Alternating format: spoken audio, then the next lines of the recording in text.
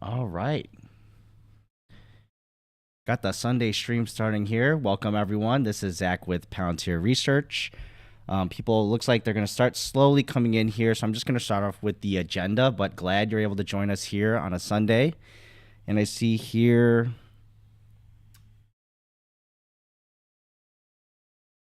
Oh, Tarpon Tail, you want to hear some negativity? All right. Well, we're definitely going to talk about that today. So I got the agenda up and running here. So, as people slowly start coming in, hey, Midwest, nice to see you guys. I'm going to be able to check on the chat a little bit better this time. I got triple monitors, so instead of working off a single laptop screen. So I'm hoping to make this a little bit more seamless. But so today's live stream had to push it to 6 p.m. Some personal stuff, wasn't home and things like that. But today we're going to go over kind of the news. So I'll show you kind of other stuff that we saw for Saturday and Sunday for the NHS. We know about the news already of them winning. Again, I say that in quotations. However, Saturday, Sunday, it seems like FUD is still coming out. So I do want to at least touch on that. Then I also want to talk about Friday's price action. Of course, that's very exciting. Was a very big thing for everyone to see there, especially for those who own shares. And, if someone owned puts or something like that, I don't know if you like that news, but either way. But we'll also talk about potential catalysts too, because, people get interested about catalysts when you see big price movements like that, not only in the positive direction, but also in the negative direction there too. So I know Tarpon brought that up there sounds like you want to accumulate more shares there. But also the general sentiment here. And, if you've been around the Palantir community on YouTube, you definitely hear how sentiments can not necessarily change, but you hear that through the different content coming out, especially after big price movements in either the upwards or downwards direction. And then we'll close off with some, channel updates here. I do have some changes coming up maybe, and I do want your guys' input there. But yeah, glad you all for joining here today. So let's just get started with those NHS sides there. And yeah, feel free to drop in the chat, just say hi. It's nice to hang out with you all. It is a Sunday, so and it's kind of dinner time here, 6 p.m. So thank you so much for stopping by. Maybe you're eating at the same time, so hopefully my voice is soothing for you all. But let's just get into it. And yeah, these weekly live stream too for Sunday, this is kind of a PSA as well. I'm not going to necessarily regurgitate news here and say things, but you will hear some similarities from the weekly video that I just released on Saturdays usually.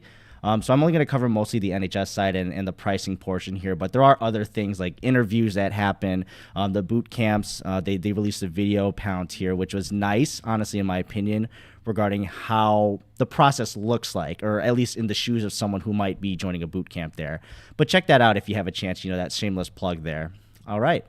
So now onto the NHS itself. So we all know this already. Palantir named as winner. This was that article by Digital Health, and everyone needs to point out here the reasoning they said this was because it's been signed off by ministers and it's going to be announced within a matter of days. That was kind of the big news that came up there. Now, they made sure to add this at the very bottom here to ensure that they covered their bases. The supplier procurement process hasn't been concluded. That's the official statement that we got so far for NHS England. So if you're looking for an official win, that's still not out there yet. And in regards to the price moving on Friday, we don't necessarily know if it's because of that, because this came out a couple days before then or a day before, I forget exactly. But it's not necessarily something you can say the market has priced in per se, but it could already be priced in slowly over time too if people have been understanding that it's going to come their way. So I just wanted to point this out just to set the baseline here. So this wasn't covered. This was an article that came out not too long ago. So this was for the 11th yesterday. And this is for doctors urging ministers to rethink their plan to hand £480 million deal. So that's for the FDP contract.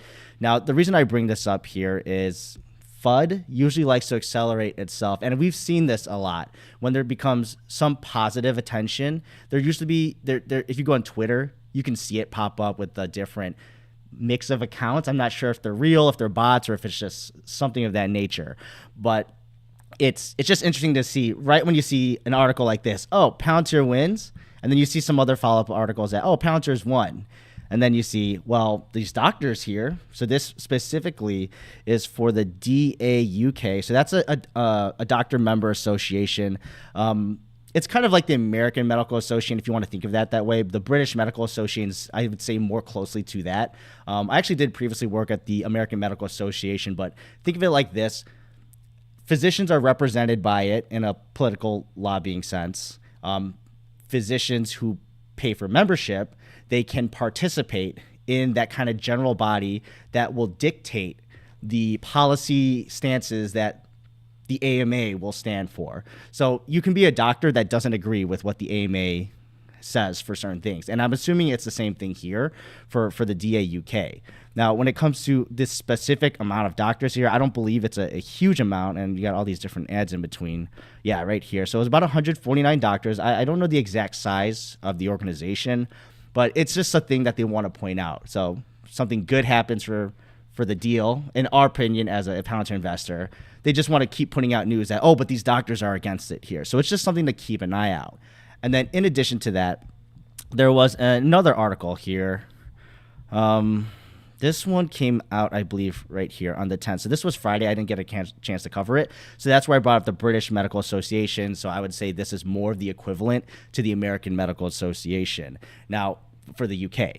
So it's kind of like these articles come up at a convenient time when we get to certain points. And I would not be surprised, even after an official statement of winning, that we continue to see certain things that kind of derail the process, or not necessarily try to backtrack everything that has happened, but possibly expose something, right? May exaggerate, like, oh, even though it's official now, doctors don't want to use it, something like that. That's just me making stuff up right now.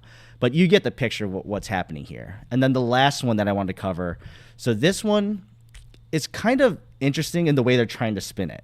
So the article itself is about the UK making a decision. So I believe this is the governing body here that's responsible for it. But there's like a health database that they use for research and producing, I guess you could say, disease cures, or just getting along that line, for researchers can pay to play and have access to the patient data. Now, there were some stipulations that maybe insurance companies shouldn't have full access to this, and that they'll be vetted for the process of getting access to this. And it's the UK Biobank. This has been around since the 2000s. I believe 2006 was when it started. Now, this article conveniently does come out here talking about, oh, now insurance companies have access to this biobank. So they're trying to draw this line saying that, oh, because they can do this with the biobank, this is what Palantir is going to do. Or because the UK government is going to have Palantir. This is where it gets really weird. And if you understand Palantir's business, this article doesn't make sense. And I'm, of course, making the tie here, but come on, they're making it at these inflection points here where, oh, Palantir is going to possibly win the FTB contract. Now, Sunday, they want to make sure that they create more noise around this. And if you understand Palantir's business, right, they're the processor of the data. So even if the UK's donated database is then also shared with insurance companies, it doesn't mean anything in regards to Palantir. It actually just talks more about the government and allowing that to happen. Now, the official statements were that they essentially want to make, this is a long article, so please take the time to read this on your own if you're interested. But the long story short is that they talked to a bunch of people here, and then they found out that some people who are researchers were linked to insurance companies. And they don't have the exact nature of what they did with the research per se and how it tied back to them actually making policies for an insurer that used it to their advantage. So there isn't anything bombshell-wise saying, oh, because they have access to the data, they denied patients of this genetic makeup or patients in this area or something like that because they learned this from the data. Nothing like that. So that's the official statement there. But yeah, these three articles that happened over the weekend essentially just want to tie up any kind of final decision-making process possibly and hoping to push that agenda.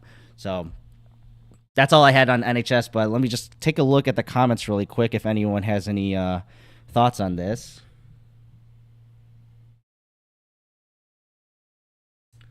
Okay, no worries there. Now let's get back to the agenda here. So what I had next also, so we already covered the NHS. Now, Friday's price action was interesting to say the least. And I'll share that here on my screen. But Yeah, I just have the Google up here first, just for the general gist. So for those who don't watch the market closely, and honestly, as a long-term investor, this my spiel here, right? The day-to-day looking at prices, honestly, is not ideal.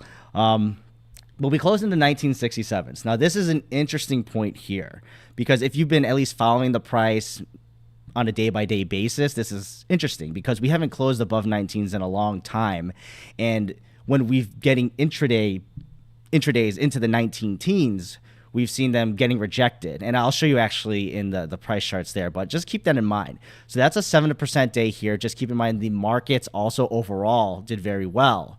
So this was helping push that too. And let's just go to the day charts here. And this is what I like to look at as a longer term investor, someone who doesn't have the day by day kind of access to price, especially if you're working during most business hours, like I think a lot of you are. Now, I like looking at day candle charts over longer periods, 3 months, 6 months.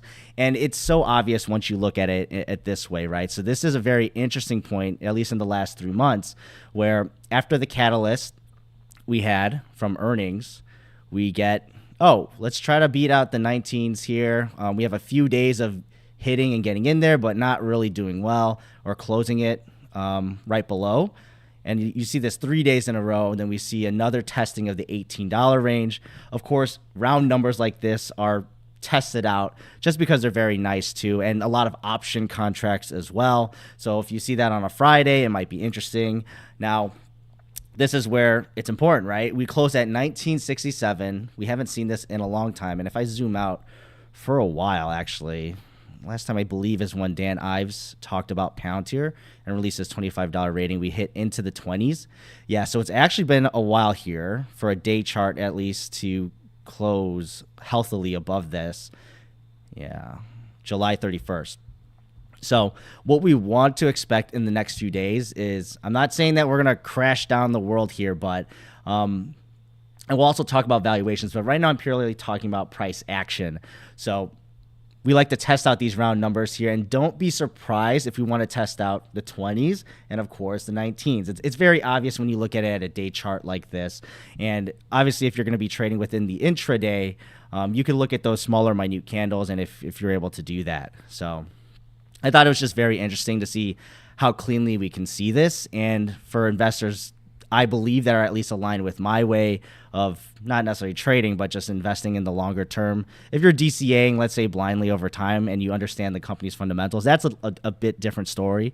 But if you're someone who does want to try to do some optimization with your entry points, or say that you just sell puts to do your entry points, this is why it's very interesting around these rounded numbers here to play that.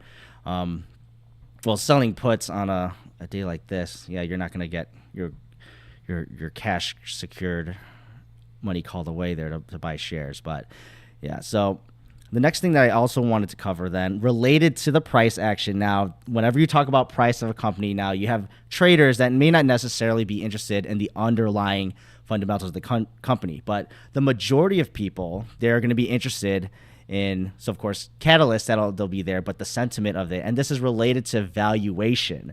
Now, this is where things get very tricky. And I don't necessarily talk about on this channel. I like to focus on the news portion of it, but valuation is going to be important, and it's going to be different for different people. We saw this many times before with Tesla, Meta of recent, and people want to value things differently. They believe the forward, and valuation is going to come by forward projections of what you think, right? So you can model as much you want mathematically, and you can look backwards. And I do bring up Arnie's stuff too. I want to show that inverted DCF model that he shows and just talk about it. I don't want to take his thunder, but catalyst wise, we all know the elephant in the room is S&P inclusion. Now, what do we know for sure that's going to happen when we hear that announcement? On the day of the actual announcement, I'm not honestly expecting much there, right? And we don't know when that's going to happen. But what we know for sure now is that Palantir, four quarters of GAAP profitability. This means that institutions that are going to be having an index fund, they're going to need some proportion of Palantir in order to maintain that, their percentage of the indice. So I just like showing this because over time, I mean, it's obvious what's happening here. And institutional ownership is slowly going up. And that's on a percentage basis, of course, even with more shares getting issued out there.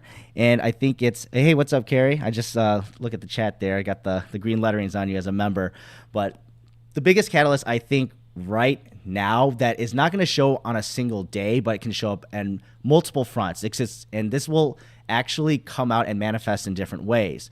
So for S&P inclusion, now that we know it's on the table for sure, we know that institutions are going to be picking up shares. So this is going to show up in a few ways. It can show up when the price drops. We may start seeing strong levels of support at certain numbers here. And I'm not saying that we're going to know this for sure when it happens, but if you're someone that's a trader, if you see certain price blocks that get hit and you see large orders come in, and this is, you're probably going to see on the level 2 trading data there, the level 2 quotes, it's important to note that these could be institutions coming in and they've set already with their trading desks when they want to pick up shares, right? And then slowly over time, since they know this is happening, they probably have a set amount of targets that they want to meet over time. Now, on days that it runs up a lot, this might be not necessarily from institutions themselves. And I don't want people to necessarily say it's not because of them. It's important to note that just because something is news-based, it doesn't necessarily mean that these price actions are happening because of institutions, even though they are the big money. You could, if you see lower bouts of volume, it could possibly just be that retailers have been squeezed up and want to purchase shares at that price and are happy with that. But I think a better metric to show for S&P, or not, sorry, for S&P, for institutional ownership, if you see large volumes of shares, most likely that's going to be big money there. So it's just something to keep an eye out. Now, the other big catalyst that I think people should think about, and this is always something to think about when it comes to Palantir, and it always catches me by surprise, honestly, when these things come out. And I have up here the video. I'm not going to play it. It's a very long video. It's very good. So there's another Adam who's also very active with Palantir. His Twitter or X account is Palantir, and he covers a lot of the patents. So you'll see a lot of posts there regarding certain patents, and he makes that available. I know he said his technical expertise is not necessarily always there for that, but he also was one of the first ones to catch on to the HoloLens, which was, or was it mixed reality? Sorry, the mixed reality headset. So I think it's just really cool to keep track of that. But he also focuses heavily on government contracts, and we know the big projects coming up, and he has a much better breakdown here. And I do encourage you actually to check out this video, as well as I think it was a morning live stream from Friday. But essentially what they cover is that, JADC2, big opportunity, Titan, big opportunity, as well as Project Maven. And you may think about this only in the United States context, and we have the budget for this, but these are also projects, and some of the projects I have to double check which ones, but they're also with allies as well. So the opportunity is not only for the United States government, but also international government. And then thinking of the network effects of dependency, I guess, that happens from this over time. Now, if you're going to expand your time horizon, let's just imagine this 5 to 10 years from now.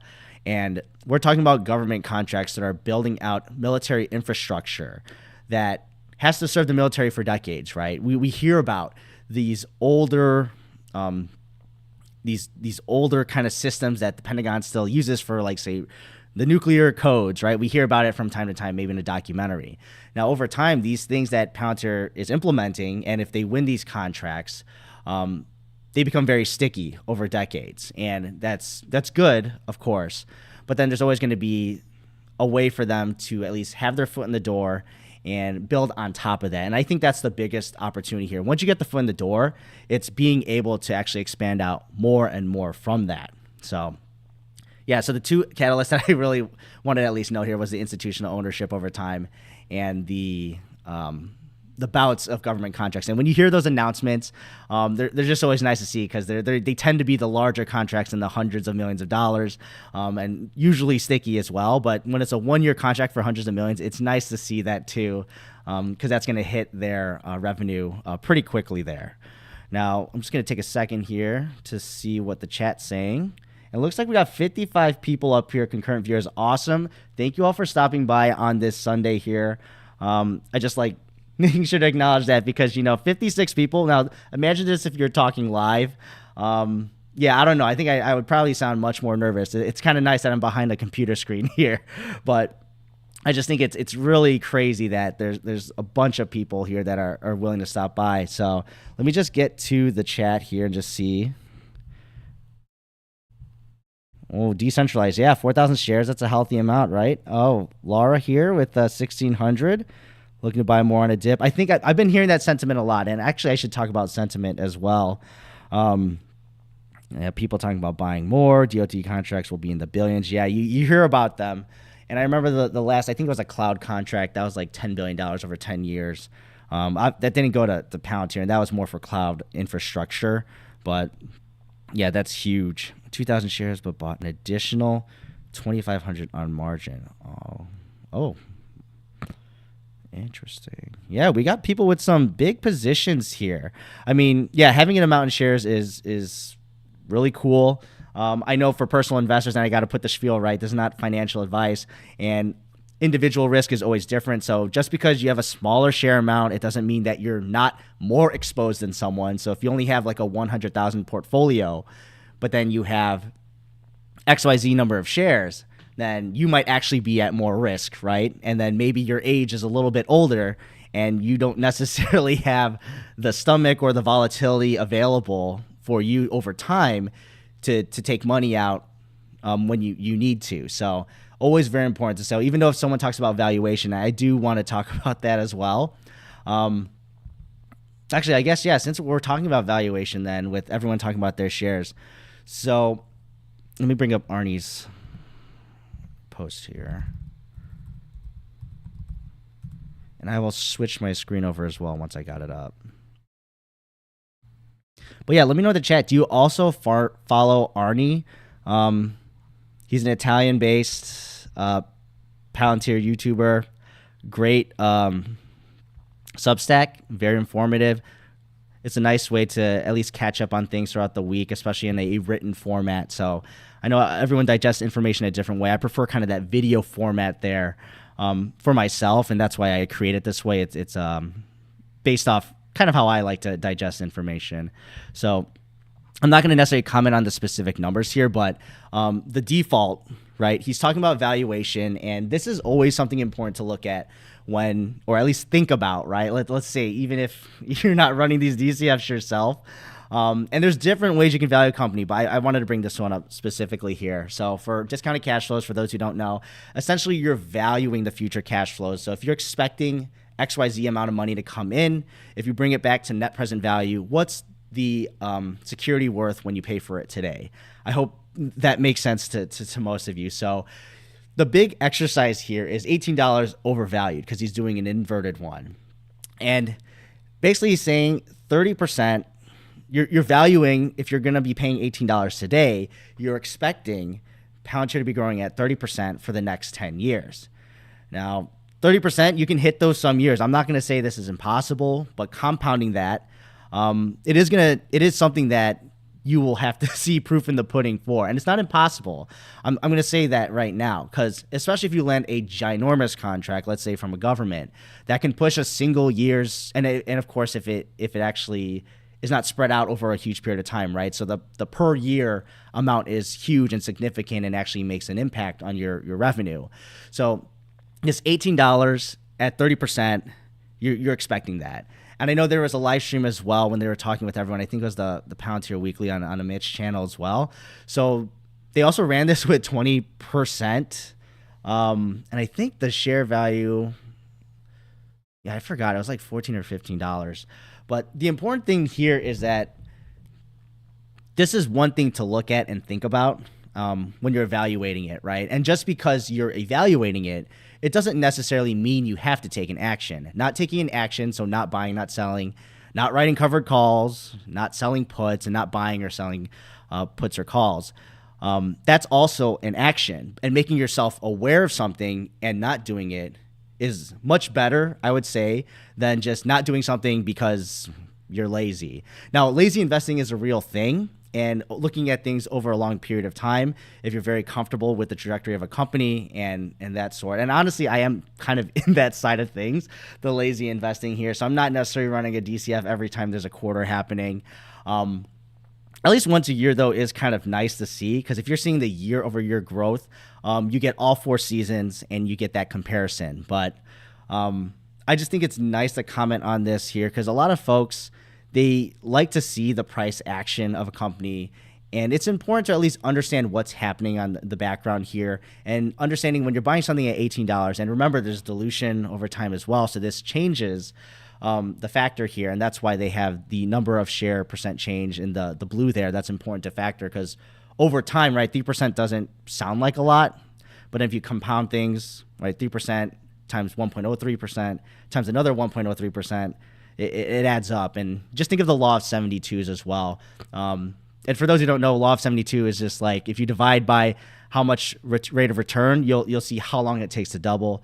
So sorry about that. I just had something stuck in my throat there. But yeah, so very important to keep track on. And I don't comment on this usually here, but I guess I will talk about my personal kind of thoughts on $19.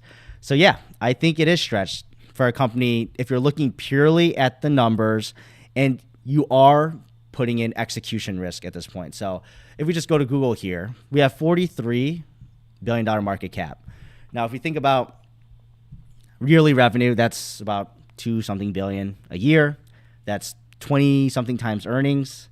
Or sorry, earnings, that'd be crazy. I'd be like, oh, okay, actually, that'd be pretty decent. 20 times sales. And, you know, there's execution risk. But the thing is here, there's a lot of qualitative factors that, from me doing research, now remember, I have my own biases, things of that nature, and just because you think something's overvalued doesn't mean that's what the market's going to do. That's the big thing. And depending on your time frame and what you're trying to do if you're trading, you take advantage of that, right? I'm not saying it's impossible for it to go higher, even though it is something I think is stretched valuation-wise. You know, there's a lot of people who don't care about valuation. They might just care about price action itself. So that's just my personal thoughts here. Now, if we get to an attractive, now for me, this is my personal thoughts on what is attractive. So it's a combination of the qualitative, so I'll talk about that right now, which is possibilities of large government contracts, growth of AIP boot camps, and then the growth of customer counts, the reversal of the quarterly growth rate, so from 13% to 17%, moving in the right direction, and then just seeing the mission of the company being aligned with the mission that they're actually preaching and doing it, and then as well as serving our allies, the United States. So I'm biased as well because this is a United States-based company, and in the space that they're in, and as well as my background working as a healthcare data analyst, you know, working on the back end and building out performance metrics, right? And I deal with the issues that their solutions fix up, and a lot of it actually deals with the ontology and the upper end of the pipeline that flows down to where I'm downstream now, but I've worked at previous positions. So that's just my biased view here with the qualitative factors and why I'm willing to actually pay a little bit more for a company. Now, if I was establishing a position too, this is a big thing. So establishing a position, so say this is the first time I'm ever buying into the company, I'm probably not doing that for myself, right? But I already have shares. I'm happy with that amount, honestly. And the amount of cash you have inside, just remember your own risk tolerance too, because even though you may feel like it's not risky as a company, they have I was about to say something, but yeah, a lot of cash, no debt. I mean, that's another huge reason why people like this company is even though the growth is not showing there yet, you have the flexibility to move around, maybe make an acquisition. I know that's kind of not necessarily in the books, and I don't know how I'd feel about an acquisition, but you have flexibility, options, and choices to do so because of that. And then if not, what are they doing? They're sitting in treasuries in an environment where other companies have a lot of debt. And if you have debt in this kind of environment and you need to refinance, that's going to be very painful for you and your shareholders and can possibly put you out of business if you can't keep up with those payments, and if your payments get even higher, though, with higher interest rates. So it's very important that we take these qualitative factors, and some are quantitative too, into account with the valuation you're happy with. Now, yeah, I get it. Some people feel bad when they buy something that they believe is clearly overpriced. And you could even make the argument back here. Let's just go in the time machine. There are people saying Palantir is overvalued here. It's $6 to $8. And, you could say they actually were right because based on the information that they had, AIP boot camps weren't out. And even before AIP was announced too, right? So there was a lot of things that were uncertain, and you have to put that into your valuation here. So yeah, for me, myself, I think, especially for starting a new position, this is high for me. And if you're DCAing and you don't care because you believe in the fundamentals of the company now, as well as the vision and where they're going, and you understand those kind of things, then you might be willing to pay that extra price here. And that's fine if you're DCAing too and you're building a position. It's like you're buying less shares when it's overvalued, and you buy more shares when it's undervalued. And honestly, we all know that that's I'm going to say here, it's the easiest thing that you can do as an individual investor. Now, if you're buying DCing into a already diversified company or security per se, like an S&P index fund, that's the most stress-free way that you can live your life here. So I'm not saying people should or shouldn't buy individual stocks here. And of course, the proportion of it is important too. If I'm buying S&P index funds with my retirement, which I am, but my extra money I'm doing with individual stocks, then maybe it's not actually as risky as someone might point it out to be. So just be careful when you talk about people being risky or not risky, because there's just a lot of factors there. And if you're married or not married and have kids and things like that, or if you have life insurance, right? Some people want to do the Hail Mary, right? It's like, it doesn't matter no matter what I do. I have life insurance, right? So I feel like I'm rambling here. I'm going to take a look at the chat. I don't know why I talk about life insurance. It's kind of morbid. But I do talk about it because I feel secure with at least what I have here. All right, just scrolling through. Yeah, Arnie's great. Thanks. I do see that. Arnie and Amit.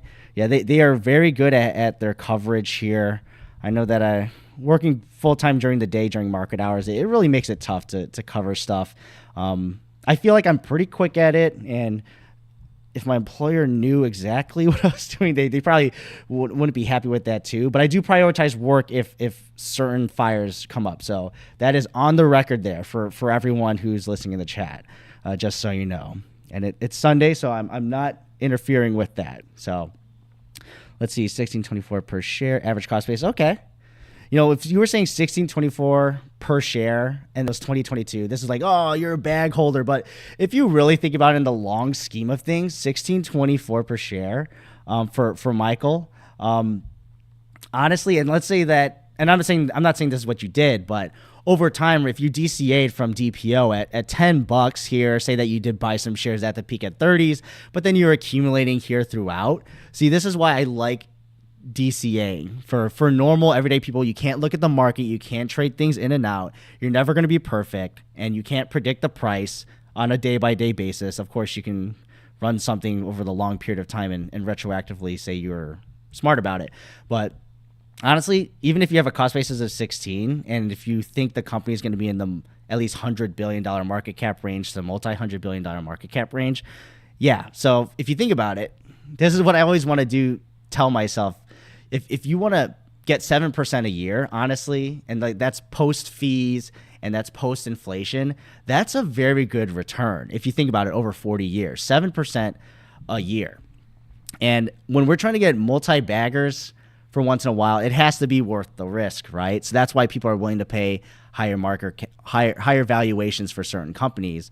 Palantir, of course, falls into that. They have the security aspect of having a ton of cash, but they still have that growth aspect there with large possible contracts, but also the growth of commercial customers.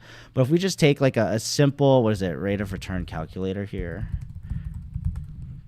These are always interesting exercises. But like traditionally, if you're just focusing on your career, and honestly, a lot of people, the everyday man or everyday person, right? I'm trying to be inclusive, right? But either way, if you get 7% a year here, you start with 10K, and then let's say you only additionally contribute annually. What's realistic for people? $100 a month. Let's just do that. All right, you get 7% over a year, so you get that $1 million formula there. This is what a lot of the personal finance people love to say, and honestly, it's a good message, right? The biggest, and these are I'm not backing this up with data right here, but the biggest barrier to getting money saved up and getting even if you don't have invested, right, is actually just putting the money away to invest it. So if you can just do something, you're already getting ahead in your own life here. So it's just right. I'm just dropping this general knowledge here that I'm glad that I learned as a younger person. Maybe I think it was in my high school days when I started looking at this stuff, but I was learned mostly by YouTube. And if you guys know Jeremy, Jeremy Financial Education, I don't watch him now necessarily, to be honest, and watching the stock. Following the stock that he necessarily does, and he does talk about Palantir from time to time, but I haven't watched videos from him in years. But he's an OG YouTuber. If you guys check him out, he had a lot of personal finance stuff back in the day, and you learn a lot of things just picking it up. And it's very important lessons that you kind of instill over time, right? Right when I turned 22, get out of college, put money into a 401k, get that match, right? And making sure, this is the big thing too, and if you open IRAs, this is also very important. Make sure when you contribute, it's getting invested as well, not sitting in cash. I've heard horror stories where people have invested, or sorry, they were not invested. They were contributing for, let's say, a couple years, and they're wondering what their return was, and it's like, oh, it was returning what interest they were accruing, essentially. So that's a very disappointing thing to happen. So always just make sure to check your accounts from time to time. I know it's usually automated nowadays, but that's a very scary reality to ever happen there. But I know I'm going off on a tangent here, and it's just always interesting when you talk about personal finance, and it's something that has interested me. But the channel is really focused on the news side of Palantir. But now, I did cover kind of the big things here: catalyst, sentiment, and I did basically talk about the sentiment of it. And if you watch a bunch of other YouTube content creators, especially on the Palantir front, this is when a huge price up, you start to hear about stretch valuation. And we talked about that too with Arnie's here, but I believe I tuned into their Friday weekly Palantir. And, Matt Money too, he talked about that as well. Vince was also on there. I know there's others. I'm sorry for not naming everyone, but this question has to come up when you see a large price up. And there are going to be people who take action. There are people who are not going to take action, even if they do know about this. And depending on your time frame too, you're fine with this kind of information. And it's good to at least test your boundaries when it comes to, oh my goodness, like I do want to make this decision. Do I stick to my investing plan, or do I kind of just play it as it's coming, because it just looks so juicy, right? If say that you've been sitting on shares for years and then you had to deal with the heartbreak of it falling to 6 to 7, it's a real thing to think, I'm in the clear right now and I want to at least take some money off the table, or I just want to make the pain stop sometimes, and it feels good at this point. So it's just important to keep that in mind. Now, channel updates and polls. I've never ran a poll before. Before that though, let me just look at the chat here. I'm trying to think of the best way I can share the chat. Do I just show I guess I'll just share it, I guess. Is that fine? That's fine. Let's just look at the chat together here. Try my best. Yes, trying to make the point. Are you using it? Yes, this was funny. I'm glad you brought this up, Laura. It sounded like, I forgot his name. I'm very sorry. But yes, also a big... His name has dividend in it. I'm sorry for forgetting the name, but it's great to have these different opinions here. It kind of diverged when they talked about the valuation, because it sounded like he was trying to say $18 is overvalued, but all that Arnie was doing a exercise here to see if $18, what it means. And what it meant for $18 is that they're expecting 30% growth rates, right? And take it as you will, right? Some people say 30% is realistic, especially if you average it over time and expect big contracts to come in, right? That's a possibility. Now, I guess the level of realism that changes. 20%. People are very much more comfortable saying, yeah, that's super realistic. So I thought it was very interesting that they kind of went on a tangent here, and it sounded like some people were getting a little bit flustered about that, saying like, oh, it's overvalued or it's undervalued, things like that. It's like, well, you didn't talk about the free cash flow proportions, and it was just funny to me when it happens. But that's how it is, and that's important to have that discourse when we get to this point on the price. Exercise. From at least from earnings side, we haven't seen them exercise anything. They didn't announce it. Earnings is when you would hear them talk about during this time period, we did some buybacks at this price, this many shares, things like that. So for me personally, it's a nice thing that they have it there. So flexibility is something I value, right? It de-risks a company, same as having a bunch of cash. Now, Oh, sorry, I right click that. But yeah, they haven't. Yeah, just so we're on that same page there. Is there a timeline they need to do back? No, there's nothing there. It's just open and flexible. I think Matt and Steve seem more realistic and grounded. Watch here, Matt and Steve. Yeah, I'd say so too. A lot of people have gotten that. And when we get to these price points of the 19s and 20s, at this valuation, $40 billion for $2 billion, 2 point something billion in revenue, right? You can say that's justified, and we have cases of, oh, Amazon was always overvalued and they grew into valuation. And of course, their valuation keeps flying farther away from them. And there's different ways to measure valuation. Like if you just take a PE ratio, you're always going to see them being overvalued. And Palantir is also going to, oh, that's been brought up. Oh, Palantir is a super overvalued on PE. It's like, well, if you compare to their peers and then you also take into account, well, earnings is not necessarily the thing you want to care about. Just having it positive is the thing that I care about right now personally. Now, what do we think the timeline is now to convert commercial customers to an income stream? 6 months. So the interesting part about this, Laura, is that on the earnings call, Alex Karp, oh my gosh, I'm not sharing my screen. I'm so sad about that. Well, I guess it doesn't matter. You guys, you like listening to me rant. You can see the chat, but I was sharing this and looking through. So what do we think about the timeline to convert commercial customers to an income stream? So, I mean, Alex Karp himself said he expects $1 billion business by 2025. I'm assuming that's for a full year on the commercial side. So it's something to look out for, and how that manifests in, is it going to be a exponential kind of growth, or is it going to be a linear growth to that point? I'm not sure. 2025 is not that far away, right? We're already at the end of 2023. We can see how this scales up the growth rates quarter over quarter all throughout 2024. And then we'll get a better idea of what that's going to look like. Because then once we get to the beginning of 2025, we'd have to at least have an inkling that, okay, based off first quarter 2025, was this realistic what he said back in Q3 earnings of 2023? So I'll try to remember that a year and a quarter from now. So let's see here. Mirkos, I was very heavy on Palantir, recently sold 80% of my shares, but still some short-term catalysts coming our way. Potentially some money to be made short and long-term. Yeah, I mean, you can make the argument both ways, right? Volatility like this, when you see price movements, some people say, well, now that they've gotten away from the median price, technicals are going to push them back down. I even briefly talked about it here too, right? We're going to be testing certain rounded numbers. Oh, it's nicer on here. We're going to be testing certain rounded numbers probably in the short term. I wouldn't be surprised to see if we're going to test this in the 20s and in the 19s, right? It's very obvious because this was a point of resistance in the so recent future, or sorry, so recent past. And then also $18 if we get to that point too. That was a point of support here. So, and you can see that for a couple days that it acted as a small resistance point here after earnings. So resistance turn into supports and supports turn into resistance all the time. This is very simple price action. And if you add volume to it as well, it's an easy way to look at things if you're a longer term investor. These are day candles, just so you know.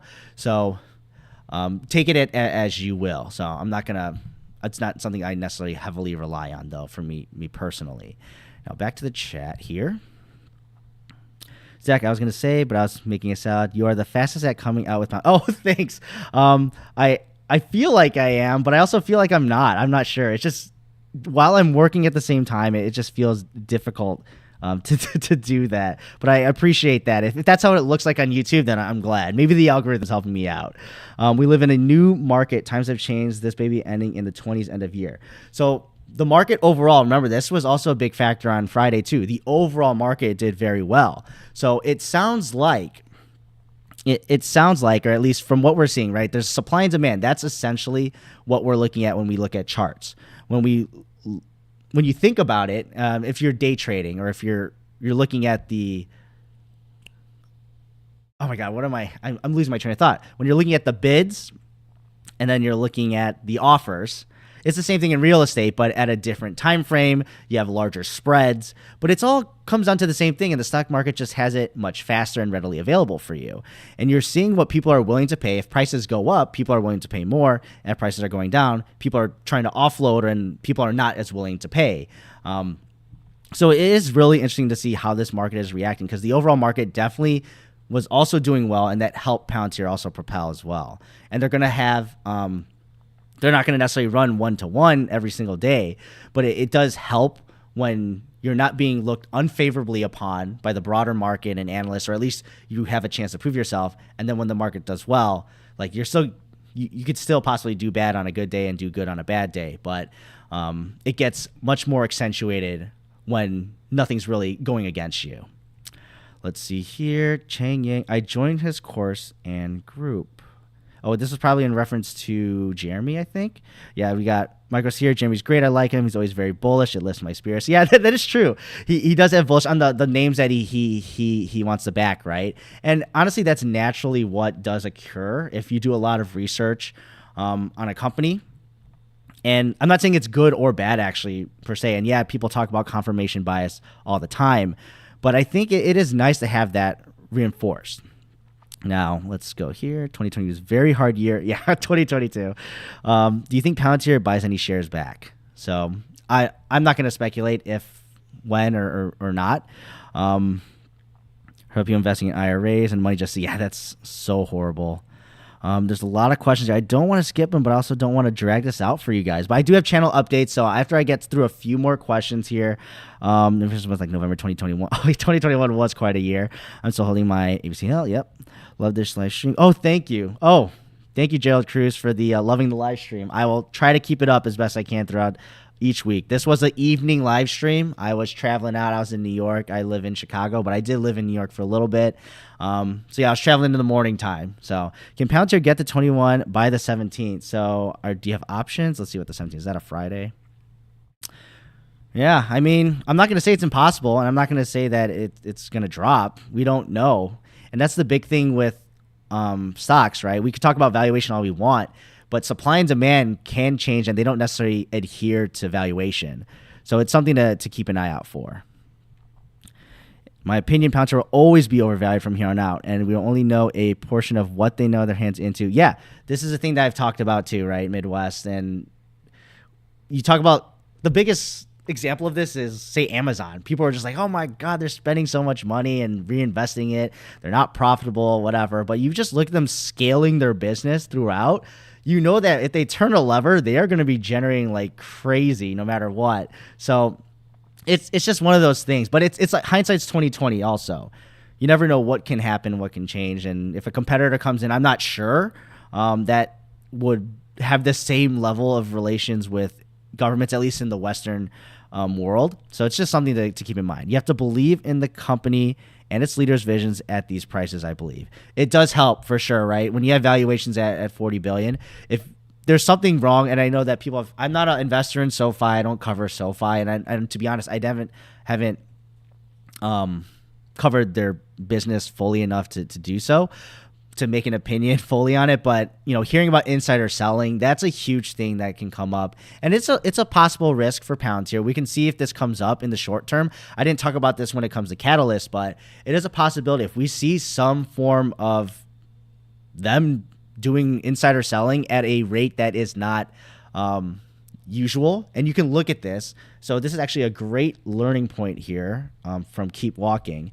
Let's just go to Palantir's website really quick, and I like doing it on here. But it's important to look at the forums themselves. You can look at the articles, and articles love to post this kind of information. Let me just do a quick Google search. Palantir, insider selling. Because it's what sells, honestly, right? It's the kind of news that has a negative spin. Insider selling, that means something's wrong, and then you want to click on that article. Let's see if anything comes up. But yeah, it's something that people really want to click on because they're curious to know, right? Is the CEO selling a huge proportion of shares? Director sells, right? They want to keep it kind of vague here. They don't give the name. I think this was probably Alex Moore. $321,000 in stock. Yeah, and if you know his position, this is nothing. And that's why it's important. Oh, yep, see, I was right here. I might have covered this also. So this is a good kind of exercise since we're all on here together. November 6th, 2023. So if we go here, SEC filings, right? So it's all on camera for everyone to see. So, November 3. Okay, so that's matching up. So we all know. Oh, RuneScape. I'm not trying to do that. Okay. Well, you guys kind of saw the article, and I'm not saying you should go play RuneScape, but I did partake in said activities in the past. All right, this is loading up. Yeah, say in the chat if you used to play RuneScape and maybe you currently play old school RuneScape. If I were to get back into it, right, that's something I would be interested in. So this is very important about insider selling. Just remember to look at the Form 4, or you can look at the change in ownership. This is Form 4. And this is what you want to look at. So they give the information on the amount of shares and the average price, but you want to see why. Pre-existing trading plan. So he didn't just wake up one day and say, I'm selling. Well, he did he did at a different day. He said, I'm selling through this trading plan. So that is what happened here. So just think about this before you make any rash decisions. Very important stuff. Okay, very quickly back to Zach.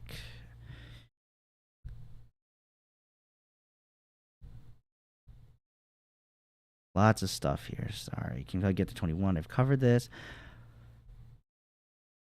What a macro. Yeah, okay, great. So it looks like we got to the bottom here. So I'm going to just talk about quickly on the channel. I'm going to try to run a poll here, and hopefully I know how to do this. But so there's a lot of interest in Palantir as a company, and honestly, I'm way surprised at the amount of viewers. We have 70 concurrent people. This is probably the most I've ever seen in a live stream here. And granted, this is only my third live stream. Hopefully I'm not lagging here. I'm going to take this away. But what I was thinking of doing starting this week coming up.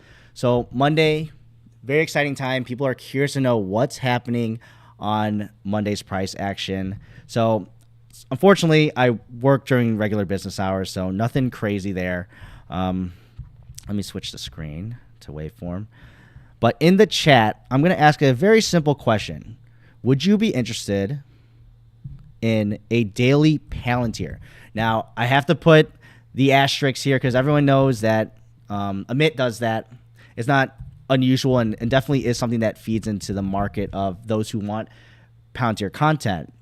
Now, I'll do it in my own style, of course. You know me. I'd rather just cover the headlines, maybe talk about what's important about them. But I do also want to talk about the daily price action because we're at an important time where I think people might be jumping onto the bandwagon. That's that feeling. I'm not saying it means anything from when it comes from me.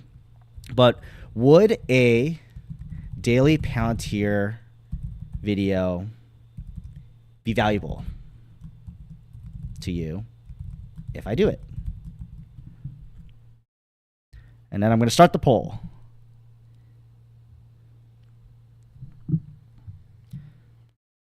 I am lagging here. Just so you guys know, I run my live stream on triple monitors, right? I got one laptop, and I got this awesome thing that hangs onto the sides. So I got a monitor on the left and the right.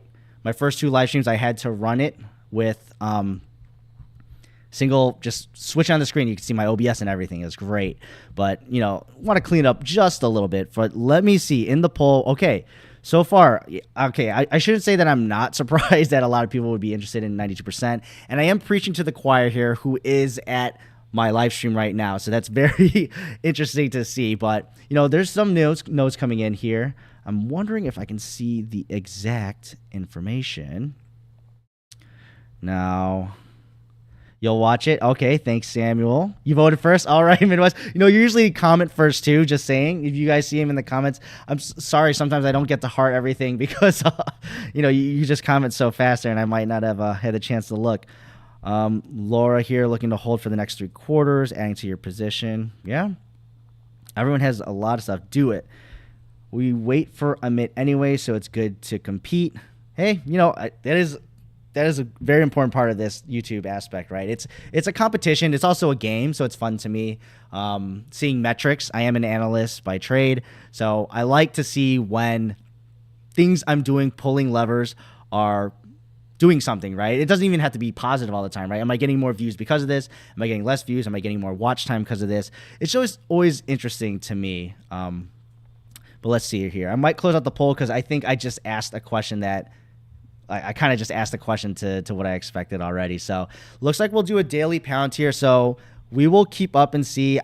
If there's exactly zero news on Palantir that day, we'll have to see what that means and what that video would look like, and we'll see over time what that's going to be. Right, the audience is going to respond as they need to. They're going to click on the video as they need to, and I'm not trying to waste time per se, but this might also be the opportunity that I can expand out into more maybe macro news, but also other things that are related to Palantir on the daily. So we'll cover the price though and the price action. I think that'll be interesting because even if there is stagnant days as well, it could be important to note, was this in non-response to something that we expected to happen? So were we expecting actually movements to go up and down, but then it didn't, and there was still news that we thought this would happen. So, but yeah, I think that concludes for today's Sunday live stream. Thank you all for staying on here. I know we had an average of almost 70, 80 people. We're at 63 right now. You guys are awesome.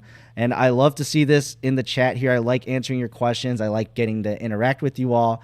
And yeah, I'll keep up the Sunday live streams. Next one, most likely, I'll try to keep at that 8 a.m. Central Time. So I'm not sure if that's good or bad for you guys. According to YouTube, the analytics say that's when the most people are on.